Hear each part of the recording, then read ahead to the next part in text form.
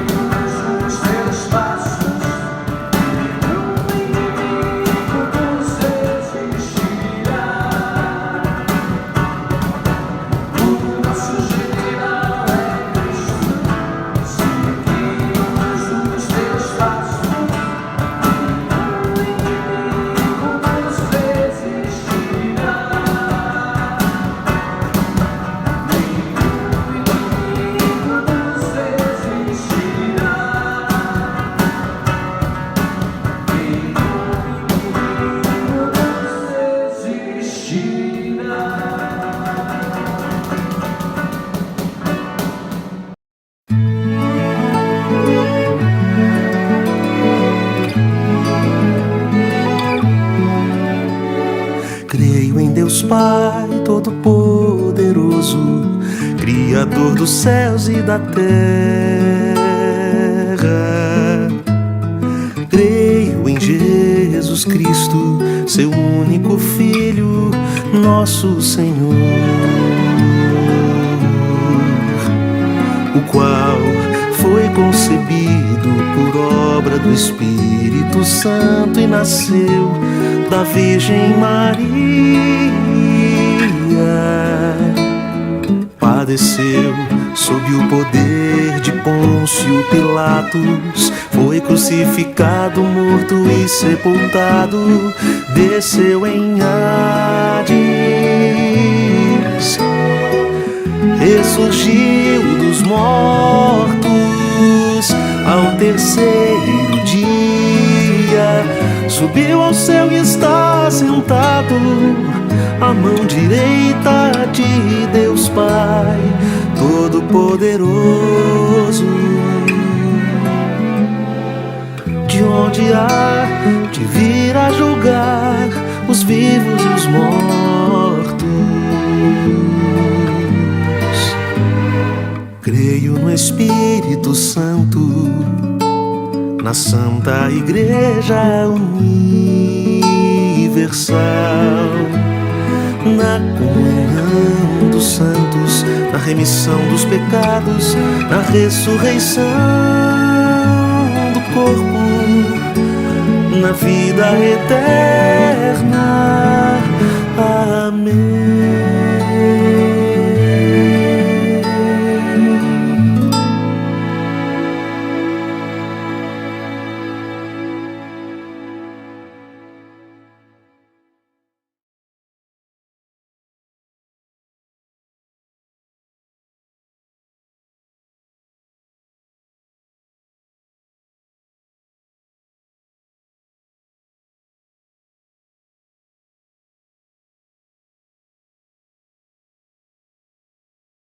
Dentre as coisas mais impressionantes que no mundo vi, um homem comum, uma mulher comum, com seus filhos tão comuns, que milagre. Meus irmãos, boa noite, graça e paz, aqueles que eu não vi ainda, não falei. Nós vamos continuar dando a série na nossa reflexão sobre família, a coisa mais extraordinária do mundo. E para isso eu gostaria que você abrisse comigo sua Bíblia, na carta do apóstolo Pedro, na primeira carta de Pedro, nós vamos ler o capítulo 3, dos versos 1 a 7.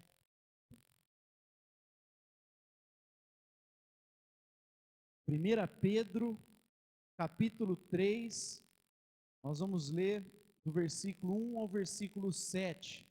E hoje eu gostaria de seguir na nossa reflexão a tradição do reformador João Calvino. A gente lê um versículo, fazer um comentário sucinto sobre esse versículo, seguido de uma aplicação prática. E para isso eu gostaria que você mantivesse a sua Bíblia aberta, né? Não fecha ela não, fica com ela aberta. A gente vai aí, como dizia aquele grande personagem Jason, vamos por partes, né? E fica aí.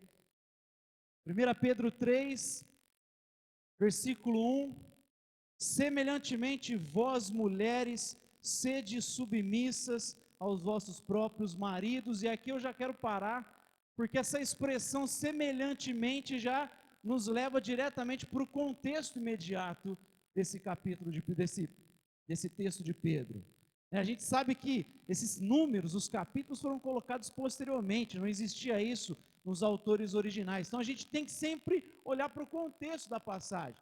Quando ele diz semelhantemente, semelhantemente a quê?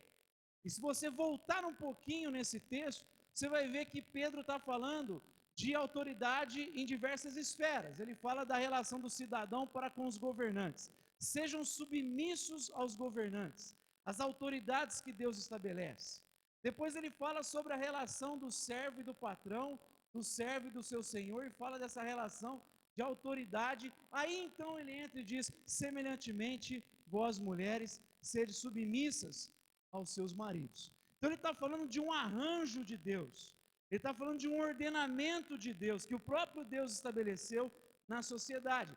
E é assim que as coisas devem acontecer, segundo o apóstolo Pedro. Quando ele fala sede submissas ou sujeitai-vos, esse verbo no grego, ele é a junção de duas palavras, hipotasso. A palavra hipó, que significa sob, debaixo, e tasso significa arranjar. Então quando ele diz submetei-vos mulheres aos seus maridos, fiquem debaixo desse arranjo de Deus, desse ordenamento que Deus colocou. Não menosprezem esse arranjo que Deus fez. Você pensa aí, dona de casa que arruma a sala de um jeito que seja bem prático para ela, ela coloca de um jeito que vai funcionar melhor o desenvolvimento da família, da casa. E Pedro está dizendo para as mulheres: fiquem debaixo desse arranjo de Deus. Então o melhor jeito da família funcionar é você, mulher, cumprir esse papel. Então, semelhantemente a essa sujeição dos cidadãos aos governos, servos e senhores, mulheres, sujeitai-vos aos seus maridos.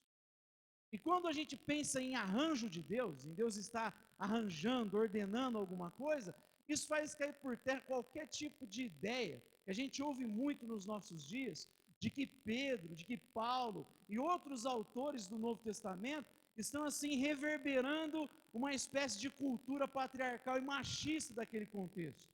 Embora aquela cultura fosse mesmo patriarcal, quando Pedro, Paulo e os outros autores escrevem, eles estão inspirados pelo Espírito Santo de Deus. Eles não estão reverberando um machismo dos seus tempos. Eles estão sendo voz de Deus aqui. Porque todas as vezes que a gente fala sobre esse papel da mulher no casamento, nós vamos ver que o que dá base de sustentação para o argumento, seja de Paulo ou de Pedro, é algo que não tem nada a ver com cultura do seu tempo. Paulo, por exemplo, em 2 Timóteo, ele fala assim que deve ser assim porque foi feito primeiro o homem, depois a mulher. Ou seja, ele está evocando um princípio criacional onde não existia queda, ainda não existia pecado. Por que tem que ser assim? Porque Deus fez homem e depois mulher. Então a base de argumento de Paulo, quando ele fala dessa sujeição da mulher, está fundamentada num princípio criacional. Mas Pedro, e o próprio Paulo vai fazer isso também na carta de Efésios, ele vai fazer um paralelo da mulher, do papel que ela cumpre no casamento, fazendo um paralelo com o papel que Cristo cumpriu no plano da salvação. É o mesmo paralelo. Aqui nessa mesma passagem, ele fala cidadãos e governantes, servos e senhores, e lá no meio ele fala assim, porque Cristo é o nosso exemplo. De alguém que entregou a própria vida, de alguém que não reclamou em momento algum, se entregou e cumpriu o papel que o Pai colocou nas mãos dele para cumprir. De modo que se a gente diz que a mulher cumprir esse papel para a funcionalidade do casamento é algo que venha ser degradante para a mulher, quem defende esse tipo de argumento tem que falar então que é degradante para Jesus, foi degradante ele cumprir o papel dele dentro do plano da salvação. Você defende que a mulher cumprir esse papel no casamento é degradante, você tem que ser fiel, porque é o paralelo aqui para Jesus, também em Efésios capítulo 5, você tem que falar que é degradante, foi degradante para Jesus cumprir o papel dele no plano da salvação. Jesus em momento algum deixou de ser Deus. Jesus em momento algum, ele perdeu a sua identidade. Não, ele cumpriu um plano, um papel dentro do plano. O Pai preparou, Jesus cumpriu, o Espírito Santo faz a gente despertar para esse plano, para esse propósito. Então Paulo, Pedro, eles fazem esse paralelo. O papel da mulher no casamento e o papel de Cristo no plano da salvação. E a gente pode pensar que se o próprio Criador do casamento está dizendo que para o casamento se desenvolver e a gente experimentar do potencial máximo dele nessa situação aqui nossa caída, é cumprir esse papel a mulher no primeiro momento, você tem que fechar os ouvidos para qualquer tipo de ideologia dos nossos dias. A gente tem que fechar os ouvidos do nosso coração, né, dos nossos ouvidos espirituais para o nosso estado terreno, caído. A gente não tem que ouvir o velho homem, não tem que ouvir as falsas ideologias, as falsas doutrinas. Por quê? Porque o autor do casamento está dizendo que você vai experimentar gozo e felicidade e vai alcançar o máximo possível de felicidade se você cumprir o papel que ele ordenou. Amém? Eu digo mais, como eu já citei aqui em outras ocasiões, se ele faz o paralelo do papel da mulher em relação a Cristo, ele mesmo vai dizer que a mulher, que Cristo, por cumprir esse papel, foi exaltado à mais alta posição. Ou seja, mulheres, além de cumprir o papel, porque o autor do casamento está dizendo que é uma forma de você ver o casamento funcionar, você tem que olhar para isso, para esse papel, tendo a perspectiva escatológica em mente. Se Cristo foi exaltado, por que não pensar, mulheres, que um dia vocês serão exaltados, talvez acima do próprio homem? Porque seu paralelo é em relação a Jesus. Por que vocês não serão honradas acima, quem sabe, do próprio homem? Porque Cristo foi exaltado acima de tudo. Então você tem que cumprir o seu papel como mulher, porque Deus está dizendo que é assim que vai dar certo o casamento, mas também ter aquela esperança escatológica de que você vai ser honrado em Cristo Jesus se cumprir esse papel. Amém? Então ele começa, e semelhantemente mulheres. Então, semelhantemente, lembra, tem um arranjo divino para o casamento. Sede submissas aos vossos maridos. Aí ele continua, para que também, se algum deles não obedecem à palavra, pelo procedimento de suas mulheres, sejam ganhos sem palavra, considerando a vossa vida casta em temor. Aí aqui a gente vai saber por que Pedro escreve mais versículos, mais palavras para a mulher. Porque além dele estar tratando marido e mulher, nesse contexto ele está falando de algo específico de mulheres que se convertiam e o marido continuava pagão. O que essas mulheres deveriam fazer, já que elas se renderam a Cristo Jesus, mas os seus maridos não? Eles não se entregaram a Cristo Jesus. Então Pedro, além de falar de casamento, ele está tentando resolver um problema ali dos seus ouvintes. Em um contexto, como eu falei, patriarcal, onde era complicado para a mulher não seguir a religião do marido, o que elas deveriam fazer? Deveriam abandonar o casamento? Deixar o marido? Pedro está dizendo não. Não. Porque o seu marido vai ser ganho sem palavras. É importante a gente enfatizar isso. É pelo procedimento de vocês. É sem palavra alguma que você vai conseguir vencer esse coração duro do seu marido. Sem palavra. A ideia aqui é sem discurso longo. Sem você querer persuadir com um longo discurso, tentando convencê-lo de uma maneira lógica. Não, não é dessa forma que você vai conquistá-lo. Ele diz, através da conduta de vocês, de uma vida pura, de uma vida casta, de uma vida honesta, ele está falando no versículo 2. É você ter transparência tanto de motivações como transparência de ações. Seu marido vai ficar tocado por esse procedimento de alguém que segue de fato a Deus, de alguém que ama genuinamente, de alguém que é movido por ações, por motivações de fato dignas e exemplifica isso nas suas ações. Por mais que não tenha palavra, tem um evangelho encarnado em cada ação, em cada conduta, e o marido vai observar isso.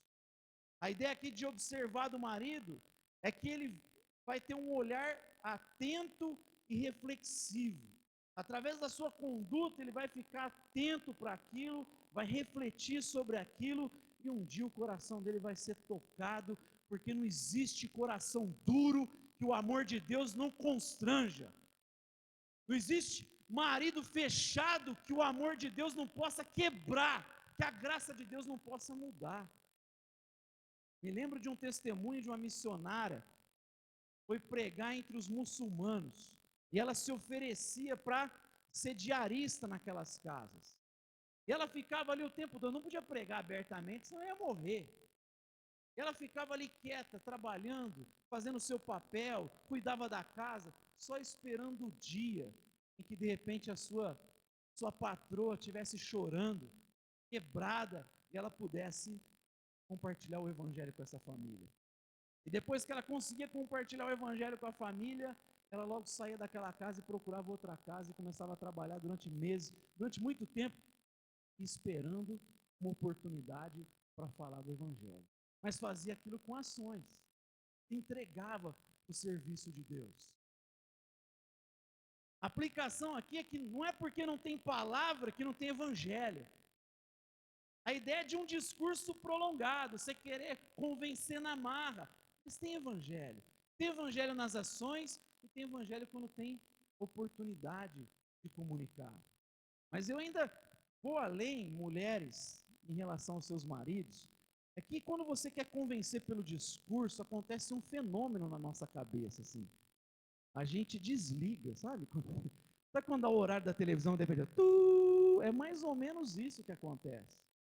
Existem pesquisas que falam que quando o marido detecta no rosto da companheira a expressão de medo ou raiva, ele já quer fugir daquele negócio. Fala, vamos para uma DR. Ele, a cabeça dele já foi. E não tem como convencer o homem com aquele discurso. Na marra, você não vai conseguir convencer. Você só vai gastar saliva, vai gastar tempo, sua paciência. É isso que ele está falando. Você quer convencê-lo, especialmente se ele não é cristão, pela conduta honesta de vocês. Um teólogo que eu não gosto muito, que flerta não, ele é liberal mesmo, mas ele fala sobre a escassez das mulheres no campo teológico, mas ao mesmo tempo citando várias mulheres ao longo da história, dizendo assim de uma maneira poética, das mãos empoeiradas, os pés empoeirados, trabalhando com afinco pelo Evangelho, desde os dias do Senhor Jesus Cristo, quando as mulheres serviam a Jesus, quando as mulheres se entregavam. Aliás, foi a elas que ele apareceu depois de ressurreto, e ele vai falando como o trabalho dessas mulheres foi fundamental na história da igreja. A gente pensar em Susan Wesley, mãe de John e Charles Wesley, que ela falou: eu não tenho como impactar a minha geração, tinha que cuidar de, segundo alguns historiadores, 19 filhos. Aí tinha o dom de ter filho. E ela alfabetizou os filhos com a Bíblia. Ela falou: mas eu vou preparar os meus filhos para que eles influenciem a sua geração. E aí, desses filhos tem John Wesley, que foi um pregador extraordinário do Evangelho, gerou orfanatos, fez coisas extraordinárias. E Charles Wesley, que além de pregador, escreveu vários hinos fantásticos aí, o movimento metodista especialmente vai cantar esses hinos, mas porque uma mulher que se dedicou, que trabalhou, que alfabetizou, que cuidou da casa, que cumpriu o seu papel dentro do arranjo que Deus colocou para ela cumprir. Amém? Tenha boa expectativa em cumprir esse papel e entenda que, por mais que talvez não haja esse discurso para convencer, com as suas ações você transforma, você quebranta, você muda, é o que Pedro está dizendo. Mas ele continua e vai dizer o seguinte, versículo 3: a beleza das esposas não seja um enfeite exterior, como frisado de cabelos, uso de joias de ouro, ou luxo dos vestidos, mas a beleza interior no incorruptível traje de um espírito manso e tranquilo, que é precioso diante de Deus. Pedro aqui, evidentemente, ele não está falando que a mulher não tem que se cuidar, que a mulher não tem que cuidar do seu visual. Lógico que não. Pedro não está falando nada disso. Tem algumas igrejas que ensinam isso e proíbem a mulher de usar um brinco, da mulher se cuidar. Pedro não está proibindo. A ênfase de Pedro não é no cabelo, não é nos adereços, nos enfeites, na vestimenta. A ênfase de Pedro é você ter proporções, senso de proporção. O que Pedro está dizendo para as mulheres é que o foco maior não é nisso, o foco maior é nessa beleza interior. Porque naquele contexto, a mulher, ela ficava à margem da vida social. E muitas delas, romanas, se entregavam ao cuidado da beleza exterior. Vivia para isso. Então tinha lá os seus penteados glamurosos, seus adereços, joias, se enfeitavam, toda a vestimenta. E Pedro fala: não tem que ser esse o foco principal de vocês. O foco de vocês é cuidar do seu interior. Essa beleza que dura para todo sempre. É isso que Pedro está falando. Senso de proporções. Se cuidem. E merece, né? Se casar com um gorila, de repente chega lá. Não, se cuidem. Se cuidem. Até porque a mulher gosta disso. Mas ele está dizendo, mas o foco principal é essa beleza interior. Ele fala do coração, mulher cuidar do seu coração, leia comigo aí. A beleza interior, ele está falando de um coração, algumas versões, vai, cuide do seu coração, e um traje de um espírito manso e tranquilo, que é precioso diante de Deus. A expressão coração, na cosmovisão hebraica e cristã, tem a ver com o centro da existência humana. É no coração que você tem a ideia de um homem deliberante, é o homem que decide em relação a Deus ou em relação aos ídolos. Ele está falando para a mulher: cuida aí do seu coração principalmente. Como Provérbios 4, 23. De todas as coisas que você deve guardar, guarda o teu coração, porque dele procedem as fontes da vida. É aí no teu coração que você tem que analisar se você não está se entregando porventura aos deuses dessa era. Você está se rendendo aos falsos deuses dessa era, aos ídolos dessa era. Cuida do teu coração principalmente, mulher, para que você esteja completamente rendida ao Senhor Jesus Cristo. E aí ele fala também da ideia de você focar naquilo que é duradouro. Porque você não leva penteado para a eternidade, você não leva roupa para a eternidade, você não leva brinco de ouro para a eternidade, você não leva colar para a eternidade, você não leva joias para a eternidade, mas você consegue levar um caráter reto para a eternidade. Aliás, o grande propósito de Deus para nós é que a gente seja conforme a imagem do seu Filho, primogênito entre muitos irmãos. É o nosso irmão mais velho foco. E quando a gente se abre para a ação do Espírito Santo e o nosso caráter é amoldado, aperfeiçoado, isso a gente carrega para a eternidade. É quando Jesus diz: não acumulem tesouros, onde a traça e a ferrugem destroem, e os ladrões arrombam e furtam, mas acumulem onde ladrões não conseguem roubar, e nem a ferrugem consegue corroer. Aí ele fala: porque onde estiver o seu tesouro, ali estará o teu coração. O que Pedro está dizendo é mais ou menos isso.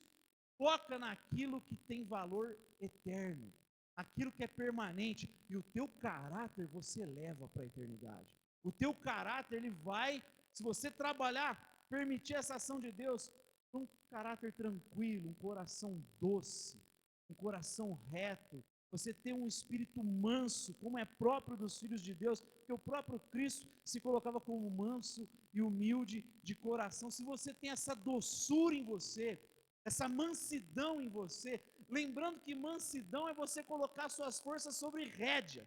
Quando você quiser matar o seu marido, você coloca as forças sobre rédea. Entrega a Deus que julga todas as coisas. É mais ou menos isso. Por mais difícil que seja, para que você quiser atirar o copo na nossa cabeça, vou segurar, controlar minha força. Fala aí com você, eu sou calma, tranquila de coração. É você colocar a força que você tem sobre rédeas. É domínio próprio. É você colocar isso e pedir a Deus que te entregue esse coração manso. É isso que o apóstolo Pedro está ensinando para as mulheres aqui.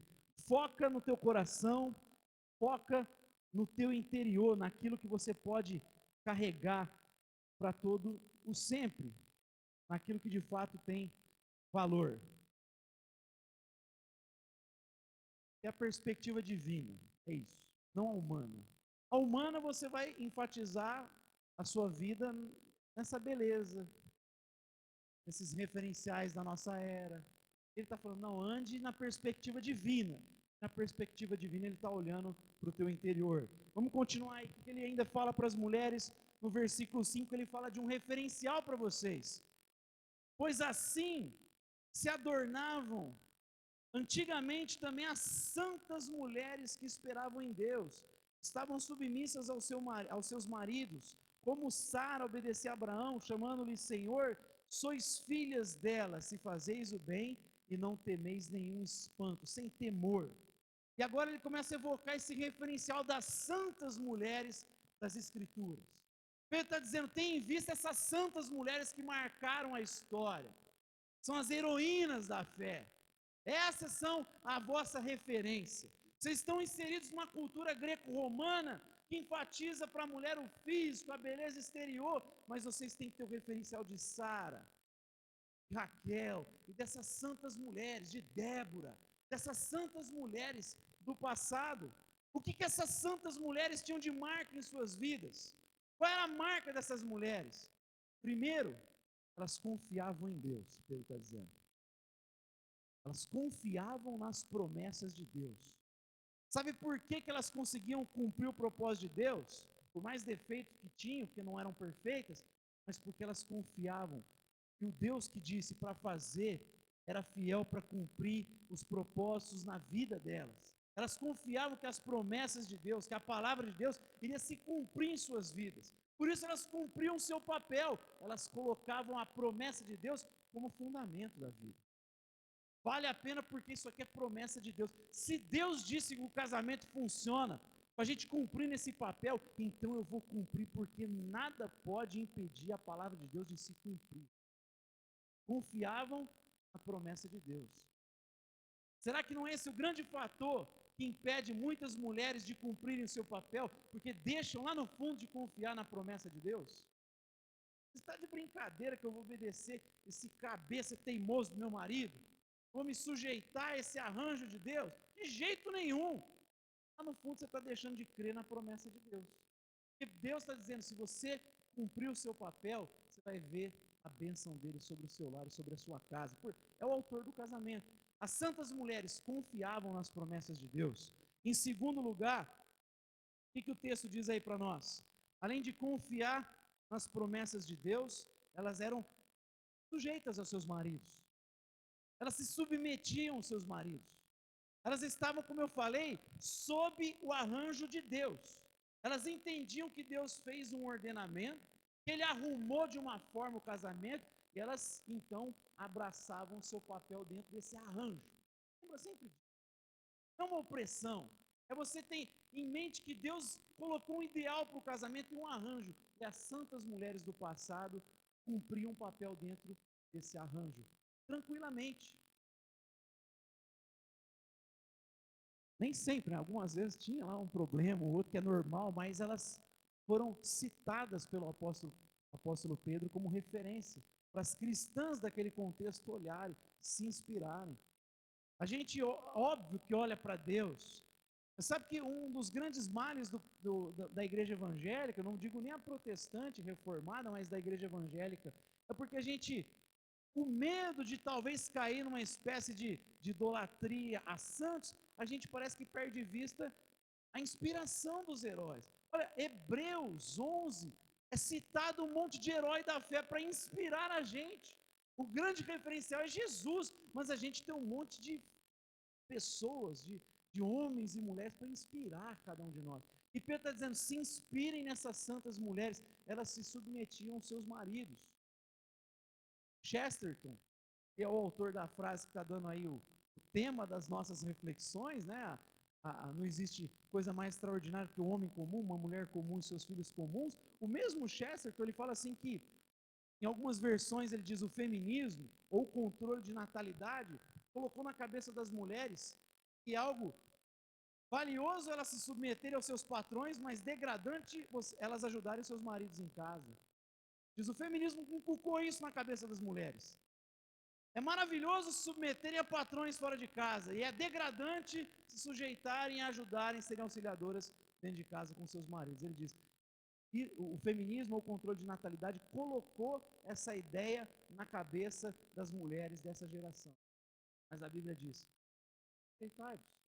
fique sob o arranjo de Deus. As santas mulheres, então, a marca delas, confiavam nas promessas de Deus e sujeitavam seus maridos, mas ele cita ainda mais, elas faziam o bem. É a ideia aqui, elas faziam o que é correto, o que Deus disse que é correto, o que Deus estabeleceu, elas perseveravam nisso.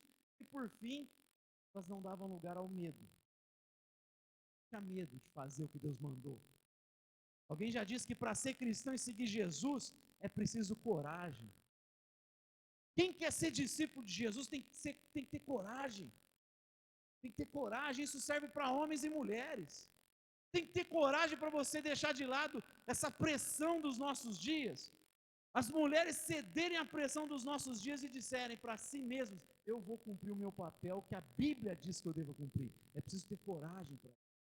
Não é por acaso que, por diversas vezes, o imperativo bíblico é, não temas, não temas, eu sou contigo. E Deus está dizendo para você, mulher, nessa noite, não temas em cumprir o seu papel dentro desse arranjo. Não tenha medo. Não tenha medo. Ser forte, ser corajosa. Hein? Olha o exemplo das santas mulheres do passado. Elas não temiam, elas tinham coragem, praticavam o bem, cumpriram tudo aquilo que Deus colocou para elas cumprirem. E mais ainda, não olhar para as santas mulheres e aprender com elas, mas aprender com as mulheres experientes, vocês que são mais jovens.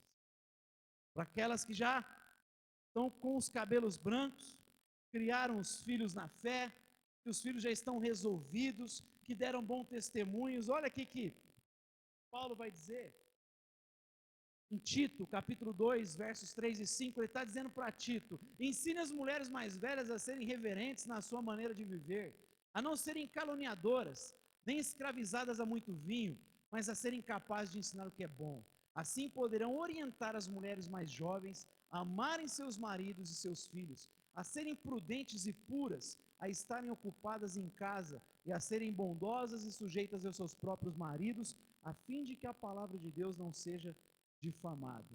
Você pode aprender com as mulheres maduras. Aliás, você precisa aprender com as mulheres maduras. Sente com as mulheres mais velhas para vocês aprenderem. É impressionante assim, eu caminhando na igreja, a vida toda na igreja, quase 40 anos, e eu vejo muitas vezes recém-casadas, que de repente faz pedagogia, já quer ensinar uma mulher que já tem 4 filhos, como é que educa filho? Eu falo, mas não é possível um negócio desse, né? Tá de brincadeira, você quer ensinar o padre, como a gente fala, né, a rezar a missa, né? Às vezes eu vejo, novinho, não tem filho ainda, aí eu falava para minha esposa direto isso, né? Eu falava assim, na prática o discurso é outro, a teoria é outra. Quer ver lá nossa, olha aqui, eu li um artigo na internet sobre criação de filhos, não é receita de bolo não. Às vezes vem um agitado, às vezes vem um calminho, às vezes vem um que o temperamento dele é tranquilo, aí fala, ai, tá vendo, eu eduquei, o segundo vem agitado. Mas o que aconteceu? Não é um robô, não é uma maquininha que você apertou lá, vai... Não, então senta com as mulheres mais velhas, que elas vão... Sai isso aí, você não precisa nem ler blog, nada, artigo. As mulheres, as santas mulheres da igreja vão nos ensinar isso. Amém? Só que Pedro continua. Vai lá comigo no verso 7. Igualmente vós maridos. Você percebeu na expressão parecida lá no versículo 1? Igualmente, da mesma forma, do mesmo modo. Ou seja, não é porque a mulher cumpre o papel de auxiliadora idônea, que eu tenho que abrir um parênteses, a ideia aqui é de complemento para o marido.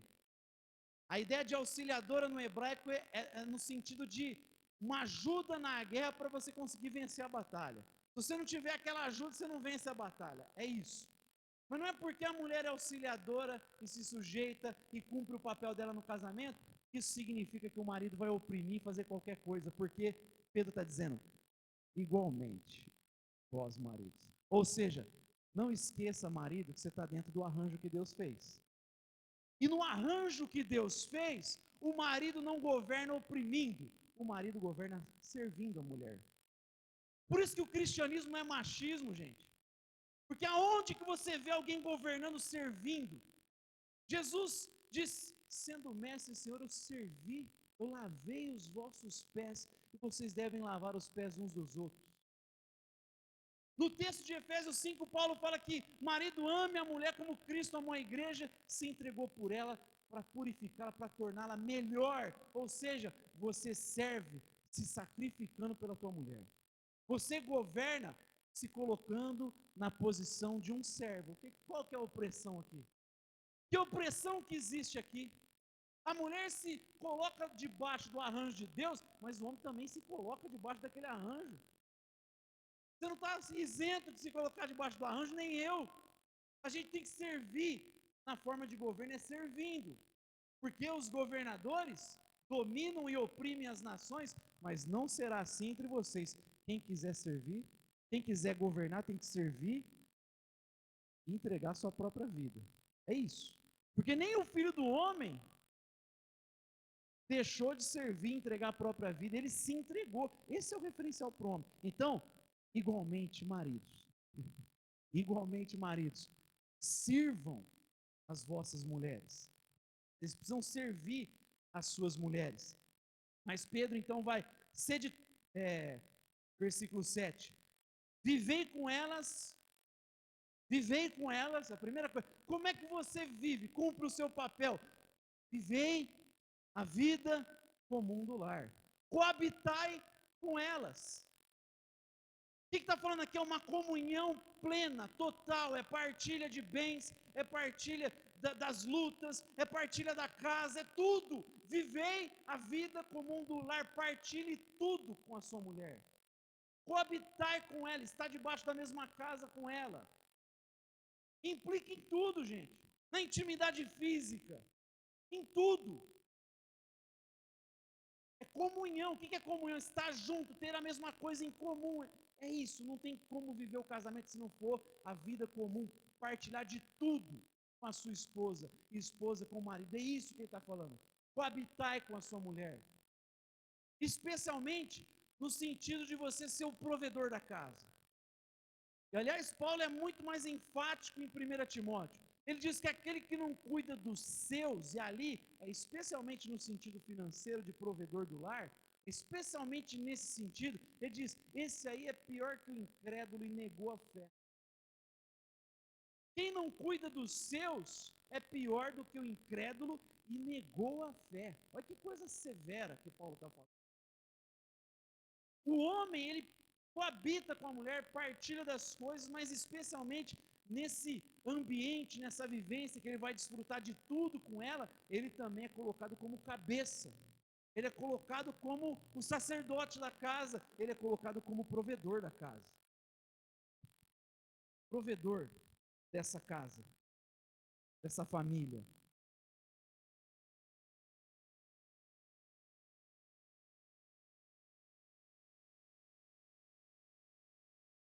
E a gente tem que pensar, se Pedro está sendo usado por Deus e dizendo coabitai com sua mulher, a gente tem que pensar que esses conceitinhos aí de casamento, furado dos nossos dias, onde o cara fala, eu moro numa casa, minha mulher mora na outra. Eu já vi artista da Globo que viveu assim um tempão, cada um vivia na sua casa. Esses dias, um tempo atrás, eu ouvi um humorista que se diz evangélico, que vive assim há 7 anos. Ele vive numa casa, a mulher na outra. Ele fala, tá dando certo, vou continuar assim. Pedro está dizendo, coabitai. Coabitai. Esse modelo aí não é bíblico. Modelo bíblico é você estar junto com a sua mulher, partilhando de tudo com ela, sendo provedor da casa, você tomando a frente de muitas coisas, porque você também é o sacerdote desse lar. Você tem que assumir muitas responsabilidades, que eu vou enfatizar daqui a pouco, falar um pouco sobre isso, mas esquece esse modelinho furado dos nossos dias, da pós-modernidade. A gente fala, não, mas dá certo, não, mas Pedro está dizendo coabitai, você tem que morar junto com a sua mulher. E meninas que namoram, fuja de cara frouxo. Se o cara não quer coabitar com você, no sentido de um casamento lá na frente, partilhar das responsabilidades. Se ele só quer intimidade com você, mas não quer compromisso, mete o pé nesse cara. Isso é moleque, não é homem. A Bíblia diz ser homem. O cara que gosta de intimidade, mas não gosta de responsabilidade, é moleque que gosta disso. Moleque gosta de ter intimidade, mas não gosta de responsabilidade, né? O moleque vai lá, joga o videogame em casa, não sei o quê, mas ele não põe dinheiro para pagar a conta lá do. O pai que põe. Isso é moleque, é jovem, menino. O homem assume responsabilidade. Então, se você de repente está aí num namoro, e sabe, até no noivado, e o cara continua não querendo assumir responsabilidade, ou você dá um checkmate nele e fala, qual que vai ser? Vai continuar nessa molecagem, nessa frouxidão, ou como a Bíblia diz, você vai ser homem? Foge de gente assim, no nome de Jesus. Mas Pedro continua aí. Pedro fala que o homem faz isso então, num primeiro momento, coabitando com a sua mulher, mas ele diz também com entendimento, com discernimento, algumas versões bíblicas. O que é?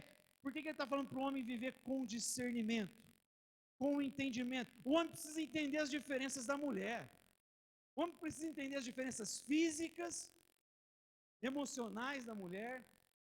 Ele precisa entender as mudanças de humor da mulher, os sentimentos da mulher. Ele precisa ouvir os sonhos da mulher, os planos, o que está no coração dela. O homem tem que ter essa capacidade de sentar e ouvir a mulher, partilhar das coisas que está no coração dela. Mas que às vezes a gente tem a dificuldade de sentar e ouvir, mas a gente tem que entender. Isso é entendimento. A mulher é diferente de você. A gente é muito mais pragmático, a mulher não. A mulher é diferente. Você precisa ouvir, entender as alterações de humor. É isso, entendimento. Coabitar, mas com entendimento. Não seja sem entendimento, como a mula, como o cavalo. Tenha conhecimento aí. Pensa um pouquinho no convívio com a sua mulher. Sabe o que às vezes eu entendo no casamento? Nem sempre a mulher quer que você sente lá e ouve ela, dando aquela solução, resposta à solução, sabe? Ah, mas é fácil, a gente resolve isso aqui. Às vezes ela nem quer ouvir isso. Às vezes ela quer muito mais um marido meio psicólogo, que só vai ouvir o desabafo, vai falar, amor, eu te amo, eu estou aqui, não importa o que está no coração, vamos orar para tentar mudar isso. Ela não quer que você fala, estou com um problema no trabalho, então vamos procurar outra coisa para você. Sai de lá, já resolve. A gente é meio pragmático, meio cabeção. E às vezes a gente quer tratar a nossa esposa como está conversando com outro cara. A gente quer resolver um negócio. Às vezes ela só quer sentar. E só de desabafar, ela fala, não, na verdade, você precisava disso, ela já começa a pensar melhor em possibilidades. É simples. Olha, não é tão simples. Não é tão simples, não. Mas ele está dizendo, coabitai com entendimento. Às vezes a mulher só quer que você se sente, ela só quer se sentir acolhida. Ele continua aí no versículo 7 falando o quê? Dando honra a ela como a parte mais frágil. A fragilidade da mulher aqui não é intelectual, não é moral, não é espiritual, lógico que não. A fragilidade é especialmente física mesmo. Pedro, ele entende muito melhor, escrevendo há 2000 anos atrás, que essa turma maluca ideológica hoje, que deixa esses trans mudarem do esporte masculino para feminino. O cara era um Zé Ninguém no masculino e no feminino é o melhor atleta, não horas. Aí tem gente que fala, não, mas é lógico, ele tem mais força, horas, né? Não devia nem ter deixado fazer isso. E dirá então nesses esportes de UFC, de confronto, que o cara pode, daqui a pouco vai matar uma mulher. Eu não sei quem é um insano que não consegue ver que a grama é verde, o óbvio. O homem fisicamente é mais forte que a mulher. Pedro já está dizendo, a mulher é mais frágil, especialmente fisicamente. É óbvio isso, gente, é óbvio. Significa que você tem que ficar atento aí, não deixar a mulher ter sobrecargas em casa, na família, porque ela é mais frágil fisicamente do que nós. Mas também ela tem muito mais sensibilidade aguçada, no sentido afetivo. Inclusive são mais inteligentes nesse ponto. A gente tem que perceber essas diferenças no nosso trato com elas. Isso implica no homem ser mais cavalheiro, falar com mais carinho. Se ele é muito mais sensível emocionalmente, afetivamente, tenha mais carinho na hora de conversar, mais inteligência para se comunicar. Lembra sempre disso na hora de conversar. Na hora de ficar bravo, você vai com carinho, trata com cavalheirismo, com carinho. De maneira prática, lembra como você fazia lá no comecinho do namoro, sabe? Comecinho do namoro, vai lá para casa da mulher, do sogro, da sogra. Nem usa o banheiro, né? Nem vai no banheiro de vergonha. Eu conheço casais de namorado que o cara leva até um negocinho para tirar o cheiro. Não vou falar quem é, mas leva lá para não ficar aquele cheiro satânico. Aí o cara todo cuidadoso. Aí casa, cadê, né? Aquele cuidado, né? Parece que baixou o Exu enxofre lá, né? O demônio. Ninguém consegue, não tem mais cuidado, o cavalheirismo. O pessoal já brinca que no começo é tudo animalzinho pequenininho, né? Tem a gatinha, meu gatinho, depois começa só a anta, vai aumentando os animais. Trata ela lembrando da fragilidade, mas isso implica em você ser cavaleiro, você tratar ela bem, você ser carinhoso com ela, especialmente, irmãos, levar os fardos pesados de casa. Como eu falei, nós somos sacerdotes do lar. A mulher não tem que assumir fardos que Deus disse que nós temos que assumir. Às vezes a mulher assume justamente porque ela é muito mais sensível do que nós. E aí ela está percebendo problemas em casa, ela está assumindo fardos que a gente tem que pegar e assumir, tirar das costas dela. O próprio Paulo falando para os cristãos, levar as cargas pesadas uns dos outros, e às vezes tem um monte de homem deixando a carga pesada nas costas da mulher, e Pedro está dizendo que nesse trato, percebendo que ela é mais frágil, você vai ser cobrado diante de Deus. Cadê a tua mulher? Você será cobrado especialmente pela tua família. Quando houve a queda, Deus disse, o que aconteceu, Eva? Primeiro ele vem e fala, o que aconteceu, Adão? O que se arrumou? O que você fez, macho? Como o pessoal fala no Nordeste, o que você fez, macho? O que você arrumou com sua casa? Onde você estava? Por que a mulher está aí sozinha? O que você fez? Você não está guardando o jardim? Você não está guardando a tua mulher? Não está guardando o teu casamento? Leva o fardo pesado da sua casa. É isso que Pedro está falando. Quando você discerne que ele é a parte mais frágil do corpo, é nesse sentido também. Você assumir mais cargas nesse sentido espiritual. Você é o cabeça, o sacerdote do seu lar. E por fim, Pedro vai dizendo, como sendo vós os seus cordeiros da graça da vida, para que não sejam impedidas as vossas orações. E aqui mais uma vez a gente vê que o cristianismo não tem nada de machismo. Que as mulheres eram privadas de participarem de muitos cultos, romanas, gregas e até judaicas. Não poderiam participar, mas no cristianismo a mulher está tão entrelaçada com seu marido, ela é uma só carne com ele, está presente com ele de tal forma, e é honrada de tal forma, que Pedro está dizendo que o nosso culto a Deus é determinado pelo nosso relacionamento com ela. De modo que se você maltrata a tua mulher, as tuas orações são interrompidas diante de Deus. O modo de você cultuar, a tua adoração não vai passar do teto, como a gente fala, se você maltrata a sua mulher em casa. Deus coloca de uma maneira tão entrelaçada e honra tanto a mulher que ele fala, olha, se você não cuidar bem da tua mulher, de nada adianta você ir para a igreja, orar, levantar a mão e falar ao único que é digno de receber a honra e glória. Deus está olhando tudo que você fez lá na tua casa. Não importa que você está chorando aqui na igreja, você está maltratando ou oprimindo ela, tua oração não está passando do teto. Tua adoração não é ouvida por Deus. Isso aí para Deus é hipocrisia. Porque quem não ama o irmão a quem vê, como é que pode amar a Deus que não vê? Especialmente se esse irmão for a tua esposa. A mulher que Deus colocou para você cuidar, se entregar, aperfeiçoá-la para um dia apresentá-la diante de Deus, como Cristo irá apresentar a igreja, sem ruga, sem mácula, nem coisa semelhante, mas pura, diante de Deus. William Barclay, ele diz assim, os suspiros da mulher maltratada se interpõem entre as orações do esposo e os ouvidos de Deus. Meus irmãos, para nós concluirmos essa reflexão,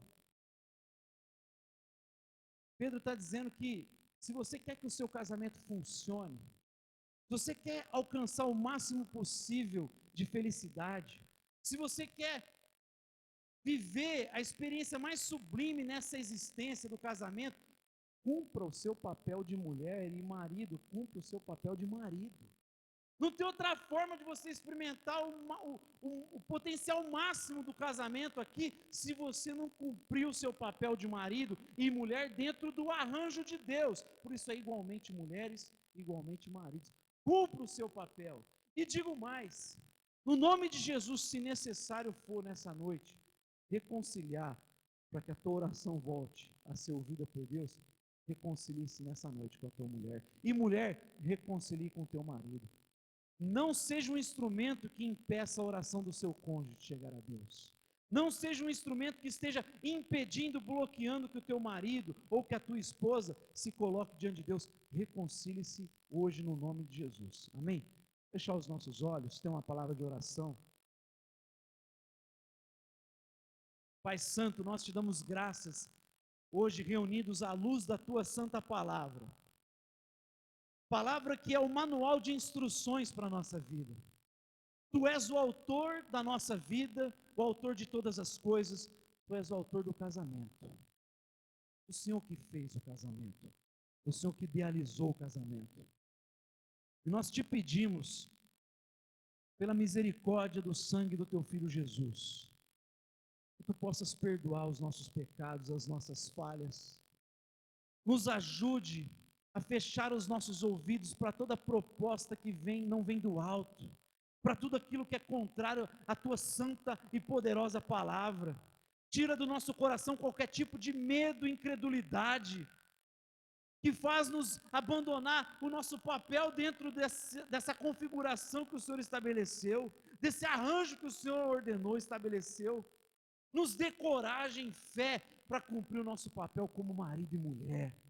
Porque nesse cumprimento, nós vamos ser alvos da Tua bênção, do levantar das Tuas mãos e da Tua graça, que será superabundante sobre o nosso lar, sobre a nossa casa. Tira, Deus, a incredulidade e o medo do nosso coração, como maridos e como esposas. Deixa a gente cumprir para que haja um bom funcionamento do nosso casamento. É o que nós te pedimos. para o nosso matrimônio. Faz isso em cada família. É o que nós te pedimos em nome do teu Filho Jesus. Amém. Dentre as coisas mais impressionantes que no mundo vi, um homem comum, uma mulher comum, com seus filhos tão comuns, que milagre. Família, essa casa me